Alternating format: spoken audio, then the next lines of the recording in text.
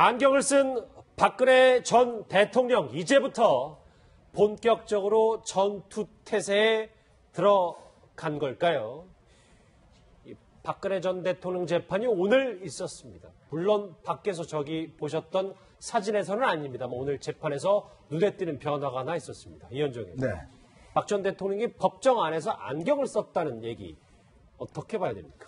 그러니까 지금까지 뭐 한 달여 동안 진행된 재판에서 보면 박 전 대통령은 뭐 재판에 집중하기보다는 뭐 그냥 본인이 뭐 그림을 그린다든지 낙서를 한다든지 그런 식으로 해서 재판에 집중하지는 않았어요. 그러다 보니까 아무래도 이 재판에는 본 뜻이 없는 것이 아닌가라는 뭐 그런 이제 전망도 나왔지만 사실 오늘부터는 이 재판의 성격이 조금 달라집니다. 왜냐하면 이제 오늘 최태원 SK 회장이 이제 출두를 했고 그다음에 이제 앞으로는 이재용 이제 삼성전자 부회장도 출두할 것이고 즉 박 전 대통령의 핵심적인 지금 혐의인 뇌물죄와 관련된 공방이 지금부터 이제 본격적으로 시작되는 것이거든요. 즉 재벌 총수들을 직접 만나서 대가성 있는 이야기를 한 것이라든지 이런 것들에 대한 이제 증거와 이제 그 공방들이 오고 갈 텐데 사실 박 전 대통령의 혐의의 가장 핵심적인 부분 아니겠습니까? 그동안 어떤 전초전이었다면 지금부터는 이제 본론으로 들어가는 시점이죠. 아하. 그렇기 때문에 박 전 대통령도 그 단어 하나하나 그다음에 그 재벌 회장들이 들었다고 하는 여러 가지 이야기 하나하나 거기에 아마 집중할 수밖에 없을 겁니다. 즉 말 하나에 따라서 실제 자신이 받는 혐의가 달라질 수 있는 그런 상황이죠. 그렇다 보니까 아마 오늘부터 직접 돋보기 같은 데 제가 볼 때 아마 가지고 오면서 직접 그 진술 하나하나에 집중하는 그런 모습을 보인 것 같습니다. 예, 최 변호사님 특히 최태원 회장의 그 증인신문이 시작되니까 박 전 대통령의 태도도 고쳐앉고 굉장히 집중하는 모습을 보였다고 하는데 본격적인 전투 모드에 들어갔다 이렇게 보면 될까요? 그렇습니다. 언론을 봤을 때 보니까 그 청와대에서 이른바 전투복이라고 할 수 있는 남색 옷에 안경까지 썼다라는 그런 모습을 보이고 있는데 다 뭐 미리 말씀하셨습니다만 지금까지 증인 같은 경우에는 예컨대 노승일 그 K스포츠단의 부장 같은 경우에는 직접 만난 적이 없지 않습니까? 그렇다고 하면 무시할 수밖에 없는 것이죠. 나랑 관계없는 사람인데 내가 거기에 어떤 관심을 보일 필요가 있느냐라고 지금까지 했다라고 한다고 하면은 지금부터는 본인이 박근혜 전 대통령이 직접 만났는 사람에 대해서 얘기를 하고 있기 때문에 그 진술이 아다르고 어다른 한마디로 그때의 생생한 어떤 진술 그 환경이 다른 얘기가 나온다고 하면은 본인이 직접 묻든가 아니면 변호인을 통해서 이 최태원 회장의 진술을 어떻게 보면 약간씩 변경시키려고 하는 그런 의지를 보이고 하는데 그렇기 때문에 앞으로 말씀하셨듯이 최태원 회장을 필두로 해서 본인이 직접 만나서 어떤 의사결정을 했던 그와 같은 사람에 대해서는 앞으로 그 어떤 때보다 어떤 그 지금까지 태도는 완전히 다를 건데 아시다시피 박근혜 전 대통령은 지금 65세입니다. 지금까지 이제 어떤 서류를 보면서 안경을 안 낀다는 게 사실은 조금 의아했는데 이제부터는 그만큼 사건 자체에 더 집중하겠다는 그런 어떤 그 상징적인 사건이 아닌가 싶습니다. 저희가 재판정 안에서 박 전 대통령이 검은색 뿔테를 쓰는 건 볼 수 없기 때문에 저희가 사파 그림으로 좀 준비를 했었는데 이현정 의원님 원래 박 전 대통령 시력이 좀 어느 정도 안 좋습니까? 아니면 뭐 비교적 나이에 비해서 좋은 편입니까? 나이에 비해서는 비교적 좋다고 이제 알려져 있죠. 왜냐하면 그 평소에도 뭐 안경을 쓴 적이 거의 없고 주로 이제 외부에 나갈 때 선글라스 정도 낀 적이 있습니다. 아마 기억하시겠지만 그 천안문 광장에서 이제 그 열병식 때 그때 아마 이제 선글라스를 껴서 중국에 갔을 때 그때 상당히 이제 뭐 저게 어느 제품이 한번 주목을 받았었죠. 근데 이제 박 전 대통령 그 이외에는 사실은 국무회의를 할 때라든지 뭐 수석 비서관회의를 할 때라든지 안경을 낀 적이 거의 없어요. 그래서 실제로 이제 메모를 보면서 계속 이야기를 하지 않습니까? 그러니까 그런 걸로 보면 실제로 이제 그 눈 자체는 그렇게 나쁘진 않다라고 보여지는데 아마 이제 그 지금 현재 이제 수감이 된 다음에 특히 뭐 건강도 그렇게 안 좋아지고 또 지금 이제 어떤 면에서 보면 좀 더 이제 집중해서 봐야 될 그런 필요성이 있기 때문에 아마 제가 볼 때 돋보기 정도가 아니지 않나 이렇게 생각이 듭니다. 예, 최 변호사님 뭐 재판 중에 손짓까지 쓰면서 유영하 변호사랑 굉장히 긴밀하게 얘기를 나눴다고 하는데 그간은 사실 침묵을 지켰는데 이제 직접 목소리를 낼 가능성도 있는 건가요? 저도 이 자리에서 몇 번 그와 같은 예측을 한 적이 있는데요. 말씀드렸듯이 본인이 직접 경험을 했던 사람이 지금 상대가 나와서 했기 때문에 본인이 그 증인의 진술과 본인이 그때 듣고 경험했던 것이 다르다라고 한다고 하면은 사실 그때에 대해서는 대응하는 것이 두 가지 방법입니다. 무슨 말씀이냐 하면은 변호인에게 그와 같은 것을 얘기를 해서 변호인이 반대 신문을 하게 하는 방법이 있을 것이고 그렇지 않다고 하면은 마치 최순실 씨가 재판장님한테 제가 질문해도 되겠습니까 하면서 직접 질문하는 그런 것이 있는데 아직까지 같은 경우에는 그 박근혜 전 대통령이 이 변호인을 통해서 얘기를 하게 하고 하는 것 같은데 경우에 따라서는 정말 결정적인 진술이 본인이 진술한 생각과 다르다라고 한다고 하면은 아마 재판장님한테 얘기를 하고 직접 마치 최순실처럼 증인에게 질문하는 케이스도 아마 가능하지 않을까 싶습니다. 예. 이제 저희 준비한 첫 번째 주제를 한번 다시 보시면 저게 오늘 사진인데 이제 서울중앙지법에 도착했을 때는 저렇게 평소와 다름없는 얼굴로 이제 박 전 대통령이 나타났다가 이제 법정 안에서 여러분들이 분석하신 것처럼 초집중 상태에서 이제 전투태세 안경을 쓰고 박 전 대통령이 오늘 재판에 임했습니다. 말씀이 잠깐 언급되기도 했습니다만 박 전 대통령 오늘 재판에는 SK의 최태원 회장이 증인으로 나왔습니다. 대통령을 독대한 기업 총수로는 오늘 처음인데요. 법정 출석 모습 영상으로 보시죠. 대통령 목소리 때 89억 내라고 강요받으신 건가요? 전세점이나 조기적방 얘기 하셨나요? 하면 대가로 돈을 요구받은 건가요? CJ 헬로비전 인수 실패한 거 그게 그때 거절한테 나신가요? 오늘 증언 어떻게 하실 건지 한 말씀 해주시죠.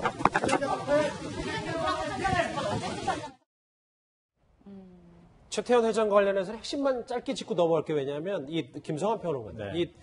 그러면 오늘 최태원 회장의 오전까지 뭐 큰 굵직한 증언은 아직까지 없는 것으로 저희는 알고 있는데 오늘 저 진술이 좀 재판에 영향을 미칠 가능성은 어느 정도로 봐야 됩니까? 뭐 박근혜 전 대통령 입장에서는 이 최태원 부회장이 일종의 이제 박 전 대통령이 강요에 의해서 그동안에 이제 K스포츠 재단하고 미래재단에 출연했다고 하는 이런 점들을 부각시킬 수는 있겠지만 그 최태원 부회장 입장에서는 본인이 먼저 어떤 청탁을 넣어서 지금 이제 일종의 혜택을 받았다고 하는 점에 대해서는 부인하고 있는 것 같습니다. 그러니까 오늘 이제 나온 얘기를 종합을 해보면 그러니까 박근혜 대통령이 독대를 한다는 사실을, 그러니까 만나자고 한다는 사실을 안종범 전 이 정책기획 수석한테 얘기를 듣고, 정책조정 수석한테 얘기를 듣고, 이 당시에 이제 최재원 부회장의 면회를 가고 있었기 때문에 전화를 못 받았다고 해요. 나중에 이제 임원한테 그 얘기를 전해 듣고 난 다음에 말씀 자료를 만들기 위해서 임원회의를 2차례 열었다고 합니다. 그 자리에서 SK의 현안이 무엇인지를 정리를 했다 그래요. 그 정리한 게 SK 워커힐 면세점 인허가 그 특허권 받는 문제하고 그다음에 CJ 헬로비전 통합 인수 합병하는 문제, 그리고 이제 그 최재원 부회장을 지금 복역 기간이 80% 정도 지났기 때문에 특사를 좀 풀어줬으면 어떻겠느냐라고 하는 것을 굉장히 완곡하게 표현을 했다고 합니다. 근데 문제는 뭐냐면은 지금 청탁을 했다고 하는 게 성립이 잘 안 될 수밖에 없게 지금 증언을 한 게 이 중에서 실제로 들어준 게 별로 없어요. 그러니까 마지막 말미의 대화 도중에 박 전 대통령이 이 안종범 수석을 불러가지고 지금 K스포츠 재단하고 미래재단에 SK가 얼마를 좀 출연을 했느냐 이렇게 물어보고 111억 원이라는 얘기를 했을 때 그때 감사의 뜻을 전한 것 외에는 특별하게 그 청탁을 받아주거나 이런 흔적을 자기들은 발견한 게 없다고 얘기를 하고 있는 거죠. 그러니까 SK 쪽에서는 박 전 대통령한테 우리는 그냥 일상적인 그냥 민원성 얘기를 했을 뿐이고 특별한 청탁은 아니었고 오히려 박 전 대통령이 SK 쪽에다가 규제 완화의 최대 수혜자는 SK다 이렇게 얘기를 하면서 오히려 강요하는 듯한 느낌을 받았다고 지금 SK 쪽에서 얘기하고 있는 겁니다. 결국 짧게 말씀을 드리면은 결국 그 최태원 회장이 오늘 신동빈 그 롯데그룹 회장처럼 피고인으로 한 게 아니고 증인으로 나왔지 않습니까? 이 부분과 관련해서 SK그룹과 관련해가지고 지금 박근혜 전 대통령이 받는 혐의는 직권남용 권리행사 방해죄입니다. 결국 한마디로 박근혜 전 대통령이 압력을 행사해서 돈을 뜯어냈냐 그것을 묻기 위해서 오늘 최태원 회장이 왔는 겁니다. 물론 그와 관련해서 일반 시민들, 일반 국민들은 그와 관련해서 어떻게 보면 사면이라든가 이런 거 관련해서 어떤 서로의 거래가 있었지 않느냐 이런 부분에 어떤 관심은 있지만 실제로 재판정에서 오가는 것은 뇌물과는 전혀 상관없이 이것에 있어서 SK 최태원 회장이 어떤 강요죄의 피해자이냐 이것을 물을 수밖에 없었기 때문에 아마 그 검찰로서도 어떤 뇌물과 관련해는 질문을 하기는 현실적으로 어려웠지 않을까 싶습니다. 예, 이종훈 박사님 분위기를 보니까 이제 오늘부터 본격적인 재판이 시작된 모양새인데 뭐 실제로 오늘도 방청객에 대한 퇴정 명령이 한 번 더 있었다 뭐 이런 얘기들도 있어요. 네, 그렇습니다. 그러니까 뭐 이미 그 사실은 대통령님께 경례 대한민국 만세, 뭐 이래가지고 기억이 나네요. 퇴정당하신 분들이 이제 있는 건데요. 오늘도 이제 뭐 맞습니다라고 이제 그러니까 이 변호인 쪽에서 얘기하는 것을 찬동하는 발언을 이제 한 거죠. 근데 그걸 조용히 있어야 될 사람이 이제 소리를 내니까 당연히 재판부에서 이제 제재를 한 그런 상황인데 재판부가 그동안에 계속 경고만 했잖아요. 그런데 최근 들어서는 이제 곧바로 소치를 취하는 그런 좀 강경한 그런 모습을 이제 보이고 있는 거고요. 계속 저런 식으로 저분들이 와서 저렇게 퇴정을 당하는 것이 본인들은 박근혜 대통령을 위해서 굉장히 뭔가 이렇게 희생한다, 뭔가 헌신을 한다라고 생각하는지 모르겠는데 이 재판부 입장에서는 자꾸 당혹스럽고 사실은 좀 약간 불쾌감을 가질 수밖에 없다는 거죠. 자, 그러면 재판관들도 사실은 뭐 사람이기 때문에 그런 감정적인 것에 어느 정도는 영향을 받을 수밖에 없다. 그 점도 좀 이 친박 단체 또 친박 열성 지지자들이 좀 참고를 하셔야 되지 않을까 이렇게 생각합니다. 예, 윤종희님 사실 뭐 그동안 박 전 대통령 측에서 뭐 피곤하신 것 같다면서 변론도 중간에 종결해버리고 뭐 심심하신 것 같다면서 그림도 그리고 뭐 이런 모습을 보였는데 유영하 변호사와 상의해서 오늘을 시작으로 본격적으로 임해보자 뭐 이렇게 좀 협심한 거다 저희가 이렇게 판단을 하면 될까요? 그렇죠. 아무래도 이제 박 전 대통령 입장에서는 재판이 진행이 되면서 이제 상황 자체에 대해서 이제 본인이 직접적으로 나서야 될 때를 아마 이제 인식을 한 것 같아요. 그전 같은 경우는 이제 아무래도 뭐 본인과 크게 어떤 상관이 없기 때문에 좀 그 자체가 상당히 좀 지루하고 따분하고 뭐 그런 측면이 있을 겁니다.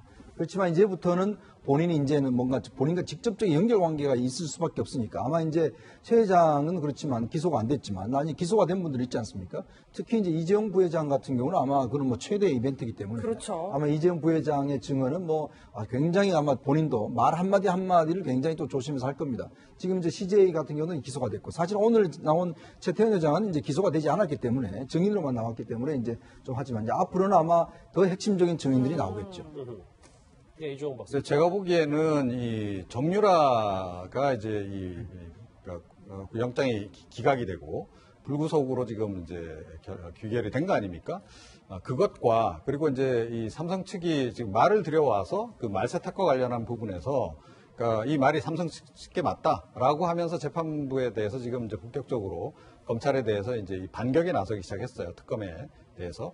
그거하고 지금 상당히 좀 연관이 좀 있는 거 아닌가 이렇게 생각합니다. 그래서 이 반격의 모멘텀을 이제 찾기 시작한 거라는 그런 그 분위기의 전환. 전 대통령 측이 재반격 준비를 하고 있죠. 예, 그렇습니다. 그래서 이 삼성과 이 이제 정유라 측에 이제 어찌됐건 반격이 먹혀들었다는 거죠. 자, 그렇다면 본인도 지금부터 본격적으로 나서서 제대로 반격을 하면 이 뇌물죄 부분, 이 부분은 확실히 혐의를 벗고 갈 수 있다라고 하는 그런 일종의 그 희망을 좀 보기 시작한 게 아닌가. 저는 그렇게 생각합니다.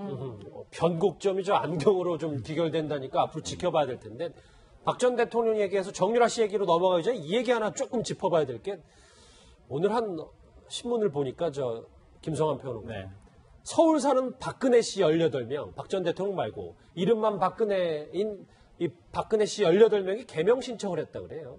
그래서 지금 아마 이름이 똑같은 사람들 경우에는 굉장히 아마 마음이 불편할 거예요. 왜냐하면 TV에 박근혜 전 대통령, 박근혜라는 이름이 나올 때마다 가슴이 철렁철렁 내려앉지 않겠습니까?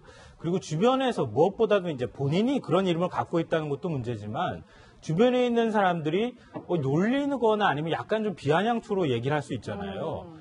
이 박근혜 이렇게 부른다거나 이렇게 해버리면은 왠지 박근혜 전 대통령하고 본인이 같은 처지에 놓인 것 같은 그런 심리적인 동조화 현상 같은 게 일어날 가능성이 굉장히 높고 아마 굉장히 곤란한 처지에 많이 있을 거예요. 그러니까 그런 면에서 요즘에 뭐 과거에는 개명하는 게 굉장히 어려웠는데 요즘에는 이 개명 절차도 굉장히 간단해지고 이름 제 주변에도 바꾸는 사람들이 굉장히 많고 뭐 최순실 씨도 그렇고 정유라 씨도 그렇고 다 이름 바꿨잖아요. 그런 것처럼 이 요즘 박근혜 씨라는 이름, 박근혜라고 하는 이름을 갖고 있는 분들이 개명 신청이 굉장히 줄을 잇고 있다고 합니다. 예, 뭐 앞서서 이제 정유라 씨를 통해서 박 전 대통령 측이 재반격의 기회를 모색하고 있다 이런 말씀을 해주셨는데 저는 한편으로 두 사람의 그 통화 내역이 발목을 잡을 수도 있다라는 생각이 드는데 아직까지 명확하게 언제 몇 번 뭐 어디서 했다 이런 얘기들은 안 나오고 있는 것 같아요. 그렇습니다. 사실 기억을 해보면은 박근혜 전 대통령 같은 경우에는 정유라 난 모른다. 예전 이름으로 정유연이라는 이름을 알고 있고 어릴 때만 만났지 커서는 내가 본 적이 없다라고 그 언론 인터뷰에 밝혔던 것을 제가 기억을 하는 것 같은데 그와 같은 어떤 그 박근혜 전 대통령의 어떤 진술과 지금 객관적으로는 다른 지금 얘기가 나왔단 말이에요. 그와 같은 것은 박근혜 전 대통령의 진술의 신빙성과 관련된 것이죠. 그 자체가 어떤 뇌물죄와의 그 유무죄를 결정하는 것은 아니지만 박근혜 전 대통령이 진술하고 있는 것이 재판부에 봤을 때 과연 100% 진실한가 그러니까 그 부분을 탄핵하는 그런 간접 증거이기 때문에 한마디로 가는 비에 옷 젖는다고 그 법원 입장에서는 이런 내용 자체가 박근혜 전 대통령의 어떤 진술을 의심하게 되는 그런 부분이기 때문에 계속 그 검찰로서는 이와 같은 간접 증거를 계속 들이밀고 있는 그런 상태인 것이고, 경우에 따라서는 뭐 지금 그 정유라 씨의 아마 불구속으로 재판에 넘길 가능성이 있는데, 그 재판에서 이와 같은 것이 그 진술이 나온다고 하면은 그 증거를 이 박근혜 전 대통령의 그 재판의 증거로 추가로 낼 가능성도 있지 않을까 싶습니다. 그런데 이 두세 번 통화했다는 이 최근에 나온 이 증언도 이게 정말인지 아닌지 우리가 확인을 해봐야 돼요. 그러니까 왜냐하면 이미 거짓말을 한번 했잖아요. 자기 초등학교 때 또 한번 그 보고 나서 절대 본 적이 없다라고 부인했다가 이번에 두세 번 통화했다라고 지금 본인 입으로 이야기를 한 거란 보통 말이에요. 나니까 저렇게 또 다시 그렇죠. 이제 시점도 얘기한 거죠. 그래서 이게 이 말 역시 우리가 의구심을 갖고 봐야 되는 것이고, 실제로는 훨씬 더 자주 통화했을 가능성이 높다. 그리고 만약에 통화를 했다 그러면 그 통화 내용도 굉장히 궁금해지지 않습니까? 왜 대통령이 그러니까 최순실 씨가 아니고 정유라 씨하고 왜 굳이 통화를 했느냐는 거죠. 그러니까 정유라 씨가 받게 될 여러 가지 혜택과 관련해서 뭐 감사의 뜻, 이 분명히 이제 정유라 씨는 그런 얘기를 했을 것이고, 대통령도 뭐라고 얘기를 했을 거 아니에요. 내가 뭐 잘 돌봐줄 테니까 걱정하지 마라. 그 대화의 내용도 사실은 의미적으로 볼 때 굉장히 여러 가지를 생각하게 하는 그런 대목이 있기 때문에 이번에 그 이야기한 저 진술도 우리가 액면 그대로 받아들여서는 안 된다. 저는 그렇게 생각합니다. 뭐 믿는 사람은 많지 않은 것 같아서 추가 좀 조사가 필요할 것 같고요. 저희 정유라 씨 얘기 좀 더 들어가기 전에 속보 하나가 들어왔다는 제가 사인을 받아서 저 얘기를 좀 해야 될 것 같습니다. 청와대 앞길이 50년 만에 26일부터, 그러니까 다음 주 월요일부터 전면 개방됩니다. 지금 이현정 의원님. 네. 저기 평소에는 좀 검은 검색이 좀 강화되어 있는 저 앞길이 이제 아예 개방이 완전히 그렇죠. 되는 거군요. 원래 이제 박근혜 전 대통령 때 같은 경우는 사실 여기 지나가려고 그러면 경찰이 묻습니다. 어디 가십니까? 라고 해서 차를 일단 세워놓고 묻고 해서 이제 그 통행을 시켰는데, 지금 현재 문재인 대통령 들어오고 난 다음에는 그거 없이 이제 그냥 통과를 시켰거든요. 근데 지금 전면 개방한다는 거는 거기가 지금 현재 경찰이 이제 어느 바리케이트를 치고 차를 조금 통제 정도를 하고 있습니다. 근데 오늘 아마 청와대에서 이것 자체를 아예 없애서 그냥 일반인들이 쉽게 왔다 갈 수 있도록 전면 이제 개방하겠다는 것이죠. 그만큼 아마 이제 가깝게 가는 청와대를 이제 하겠다는 것인데, 지금 현재 이제 분수대 같은 경우는 거기가 이제 1인 시위를 할 수 있도록 또 거기도 개방이 돼 있습니다. 그랬죠. 지금 뭐 하루에 제가 알기로는 한 30명 정도가 와서 1인 시위를 지금 하고 있는 뭐 1인 시위의 가장 지금 요충지로 지금 또 주목받고 있거든요. 그만큼 청와대가 이제 국민들하고 가까워질 텐데, 문제는 그런 면에서 본다면 이제 또 청와대 경호는 경호 나름대로 상당히 또 고민이 많을 겁니다. 아무래도 관광객들 버스라는 이런 것들이 상당히 많이 앞으로 지나갈 수가 있기 때문에, 그렇겠네요. 그래서 아마 이제 개방하는 시민과 가까이 간다는 측면은 상당히 반길 만한 일인 것 같습니다. 지금 뭐 열린 청와대, 소통하는 청와대를 기치로 해서 문재인 정부가 청와대 앞길을 50년 만에 다음 주 월요일부터 전면 개방한다고 하는데, 방금 전에 이제 주영훈 경호실장의 얘기로 열린 경호 얘기까지 좀 청와대에서 브리핑을 한 것 같습니다. 속보는 여기서 정리하기도 하고요. 정유라 씨 얘기로 다시 돌아가 볼게요. 지금 뭐 대통령과의 직접 전화 통화 횟수도 많이 중요하겠지만, 과연 정유라 씨가 어떻게 입을 열 건지 측근, 정유라 씨의 측근 변호사의 입으로 한번 가늠해 보겠습니다. 목소리 들어보시죠. 어느 특검이라는 건 원래 기본적으로 정치검찰입니다. 그 정치검찰에 나가서 자기 역량을 발휘한 사람이 일반 검찰로 와가지고 책임자가 되고 그 사건을 지금 공소유지하는 그런 입장인데, 화경검사 팀장을 한 새로운 검사장이 옛날 일은 다 잊어버리고 정말로 타사 현정을 이루는 검사의 자세로 돌아가가지고 공소유지 지휘를 해주기를 바랍니다. 특검이라는 거 아예 정치검찰로 이제 전제하고 이제 이경재 변호사 얘기를 하는데, 김성환 평론가님, 이 대선 직전까지는 정유라 씨 꼭 망명을 해야 되겠냐라고 했다가 문 대통령 당선인이 많이 낙담했다는 거 보니까 국내 정치 사정을 많이 준비하고 많이 모니터했던 것 같아요. 그러니까요. 그동안에 철부지라는 이미지로 자기 스스로를 코스프레해왔다는 게 여기서 드러나고, 마치 전 국민이 농락을 당했다고 하는 느낌까지 받게 되는 그런 구절인데요. 지금 이제 데이비드 윤이라고 하는 독일 내에, 그러니까 최순실 씨 자산관리인하고 국내에 이제 뭐 최순실 씨 뭐 비서라고 불리는 이모 씨라든가 이런 사람들하고 계속 편지를 주고받았다는 거잖아요. 덴마크 구치소에서. 예. 그 편지를 주고받았던 내용들을 보니까 도저히 정유라 씨라는 사람이 우리가 그동안에 알고 있었던 정유라는 허상일 뿐이었고 실제로는 굉장히 치밀한 친구였다. 이런 생각을 가질 수밖에 없는 내용들이 들어가 있다는 거예요. 예를 들면 뭐 몰타 시민권을 얻을 때 지금 한국에 대통령 선거에서 문재인 대통령이 당선되는 것과 그거를 연결시킬 수 있을 정도의 어떤 정치적 판단력이 있었다고 하는 점들이 드러나기도 하고요. 장시호 씨 문제와 관련해서도 내가 현재 하고 있는 것은 입 다무는 것일 뿐이다. 그리고 장시호 씨를 비판하는 내용들이 거기에 들어가 있다거나 이런 걸 보면은 정유라 씨란 사람을 우리가 너무 섣부르게 너무 쉬운 친구로 생각을 했던 거 아닐까 그런 생각이 들고 오히려 이 사실은 그 검찰 쪽 인사들을 만나거나 검찰을 지낸 경력이 있으신 뭐 변호사분들께서는 정유라 씨를 입을 여는 게 생각보다 굉장히 쉬울 수 있다. 저는 럭비공이기 때문에 치밀하게 추궁을 하면 입을 금방 열 것이다 이렇게 얘기를 했는데 귀국했을 때는 그런 분석들이 많았어요. 네. 근데 오히려 사실 저뿐만 아니라 여러분들도 그렇게 말씀하셨지만 정유라 씨가 엄마보다 더한 친구일 수도 있겠다 이런 생각들을 했었거든요. 근데 실제 모습들을 바라보고 지금 계속 편지라든가 이런 증거들이 나오는 거 보니까 엄마보다도 훨씬 더 고단수가 아닐까 그런 생각을 갖게 되는 것 같아요. 그러니까 이런 문제들이 자꾸 불거지게 되면 제가 볼 때는 지금 두 번째 구속영장은 기각됐잖아요. 만약에 이런 게 계속 흘러나오면은 세 번째 구속영장도 또 기각할 수 있을까? 만약에 청구하면 그런 생각이 자꾸 들기도 해요. 예, 특히 근데 정유라 씨가 한국의 구치소 생활에 대해서 굉장히 꼼꼼하게 자료를 수립했다고 하는데 아무래도 국내 소환 거부 자료를 좀 모은 거다. 저희가 이렇게 보면 되겠죠. 그렇죠. 근데 저는 그 김성환 평론가님하고 조금 다른 결에 있는 것 같은데요.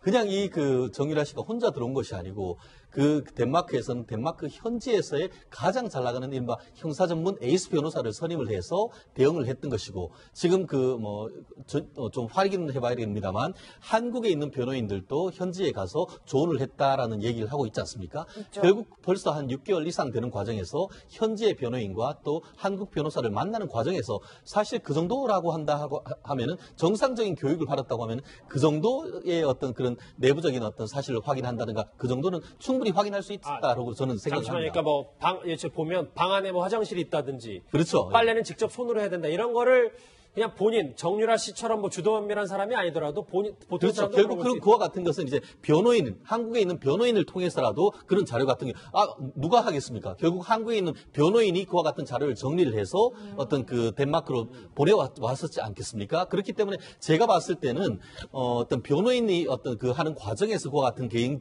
지식을 습득했다 보이고 그러한 점 근거는 뭐냐면은 좀 전에 그 질문에도 있었듯이 변호인은 이 박근혜 전 대통령과 그 얘기를 했는 것이 취임 전이다라고 했는데 본인은 취임한 이후에도 했다라고 해서 본인은 여전히 좌충우돌, 변호인과 상의하는 것과 다른 진술을 하는 그런 모습 속에서로 저는 개인적으로는 아직까지는 어떤 정유라 씨가 뭐 어떤 굉장히 전략적이다. 이런 측면에서는 약간은 회의적이다. 그렇게 보입니다. 근데 이 위원장님 그럼에도 불구하고 이제 감옥 생활의 정보를 꼼꼼히 수집한 것 자체는 글쎄 좀 이거는 좀 다르게 보이는 부분도 분명히 있지 않을까요? 그러니까 지금 저도 사실은 뭐 정유라 씨의 모습을 보면서 이게 뭐 지킬 박사와 하이드 비슷한 그런 모습 연상이 되는데 왜냐하면 우리가 겉으로 보기에는 그렇지 않습니까? 지금 그 유철균 교수라든지 지금 구속되어 있는 이대 교수들이 굉장히 지금 분노하는 게 뭐냐면 분명히 자기하고 그 학점 문제 가지고 이야기도 하고 거기가 인터넷이 잘 안 되니까 학점을 좀 잘 주세요 뭐 이렇게 이야기 다 했다는 거 아니겠습니까?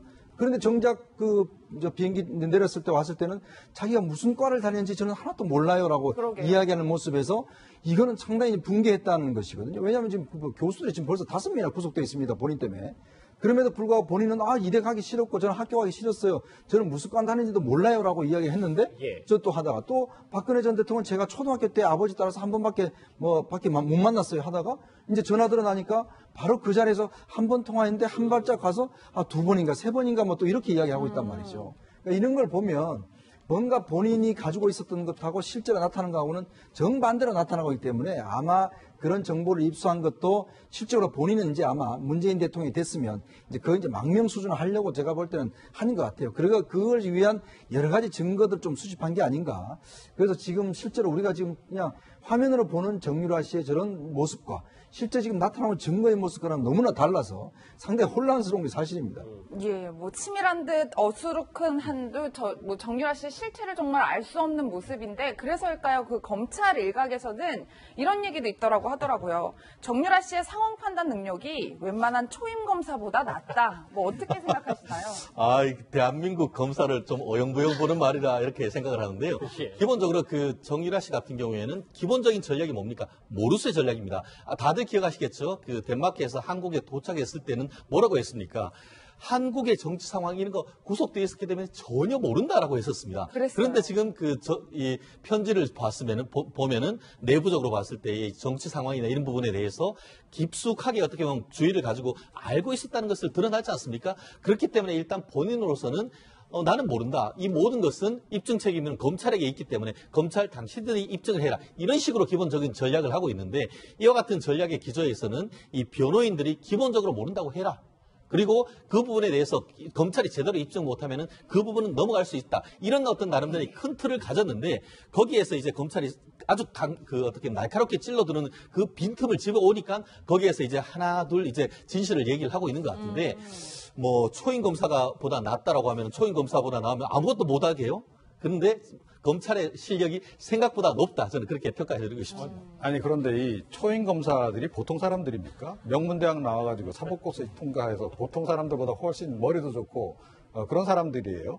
자, 이 얘기는 뭐냐면 저는 이 지금 이제 그러니까 검찰 특별수사본부 측에 어떻게 보면 이건 자백이다라고 생각을 해요. 그러니까 결국은 자백인? 예, 정유라 씨를 데려다가 신문을 해서 원하는 만큼 답을 못 얻어냈다라고 하는 자백이다. 저거는 결국. 그러니까 이번에 사실은 두 번이나 이제 영장이 기각이 된 것 관련해서 국민들이 지금 속으로 좀 부글부글 대고 있는데 자책한다는 말씀이죠. 그렇죠. 그러니까 스스로 그러니까 검찰이 굉장히 노력을 많이 하긴 했으나 결국 원하는 만큼 정유라로부터 그 자백을 얻어내지 못했다라고 하는 것을 스스로 자백하는 얘기라고 저는 생각을 합니다. 저게. 초임 검사 정유라 씨가 뭐 글쎄요. 철부지 가면을 썼다 벗었다니까 초임 검사와 비교하는 내용까지 나왔는데 정유라 씨 구속영장은 뭐 아시다시피 또다시 기각이 됐지만 검찰은 정유라 씨 구속영장을 재청기 위해서 이 사람의 진술까지 확보했던 것으로 지금 와서 알려지고 있습니다. 누군지 화면으로 만나보시죠. 정유라랑 알아요? 아닙니다. 말 섞어본 적 한 번도 없어요? 한 번 있습니다. 만나본 적 있어요? 어디서 네. 만났어요? 집에서? 아닙니다. 그 가방을 승마장에서? 전달해주면서 승마장을 한번 그럼 그 데려다 태블릿 주라고. PC가 아까 두 분이 싸워가지고 우리 차은택 씨한테 전화 왔다고 아까 진술이 있었는데 네. 뭐 선물을 준 걸 다 가져갔나요? 어떤 상황입니까? 아니 그때 그 저한테 잼실의 딸인 정유라의 강아지를 잠깐만 맡아달라 했는데 제가 그 강아지를 자, 알겠. 네, 뭐 실제로 고영태 씨가 검찰에 가서 정유라 씨가 돈 문제에 대해서는 다 알고 있다 이런 취지의 진술을 했다고 하더라고요. 그러니까 우리가 다른 사람 어떤 사람을 평가할 때 보면 그 사람의 진술의 일관성 이런 것들을 보잖아요. 근데 정유라 씨의 이미 그 신뢰는 깨진 거예요. 그러니까 고영태 씨가 정유라 씨가 최순실 씨의 돈 문제라든가 또 숨겨놓은 비자금에 관한 문제가 있다거나 아니면은 최순실 씨 일가와 관련되어 있는 돈 문제를 다 알고 있다고 얘기하면 우리는 오히려 지금 상황으로 보면은 고영태 씨 진술을 더 신뢰성 있게 믿을 수밖에 없는 상황이 돼버린 거죠. 근데 정유라 씨의 경우에 그러니까 최순실 씨가 만약에 주변 모든 사람들 뭐 무슨 마필 관리사도 있고 뭐 비서도 있고 많은 사람들이 있지만 최순실 씨한테 가장 믿을 만한 사람이 누굴까요? 자기 딸밖에 없었을 것 같아요. 제가 볼 때는 남편하고도 이혼하고 지금 딸 하나를 위해서 지금 이 국정농단 사태가 초기에 이렇게 벌어진 거 아닙니까? 그리고 결국은 여기까지 벌어진 게 정유라 씨라는 한 사람 때문에 벌어졌다고 얘기를 하고 있는데 그러면 정유라 씨가 최순실 씨의 돈과 관련돼서 전혀 정말 모를까요? 좀 그렇지 않을 거라고 저는 생각해요. 그러니까 우리가 정유라 씨라는 사람을 계속 이렇게 직관적으로 추측을 많이 해왔는데 그 직관적인 추측이라고 하는 게 상당 부분 지금 맞아 떨어지고 있는 모습들을 보고 있잖아요. 그러니까 오히려 이성적으로 우리가 판단해서 정유라 씨는 이런 사람일 겁니다라고 생각하는 것보다 정유라라는 사람의 어떤 모습들을 우리가 그동안에 판단했을 때 생각보다 최순실 씨보다 더 고단수일 수 있다고 하는 얘기들을 그동안에 계속 해왔는데 실제로 정유라 씨를 통해서 하나 두 개씩 나오는 얘기들을 보면은 실제로 그럴 가능성이 높다. 그러니까 저는 지금 제가 개인적으로 추측하건데 최순실 씨가 만약에 재산을 숨겨놓거나 아니면 박근혜 전 대통령과 관련해서 어떤 일을 벌였다고 하면은 가장 잘할 만한 사람은 장시호 씨보다도 오히려 더 정유라 씨일 가능성이 훨씬 더 저는 높다고 생각합니다. 알겠습니다. 고영태 씨는 검찰에서 정유라 씨는 다 안다고 했지만 일단 정유라 씨는 구속되지 않았습니다.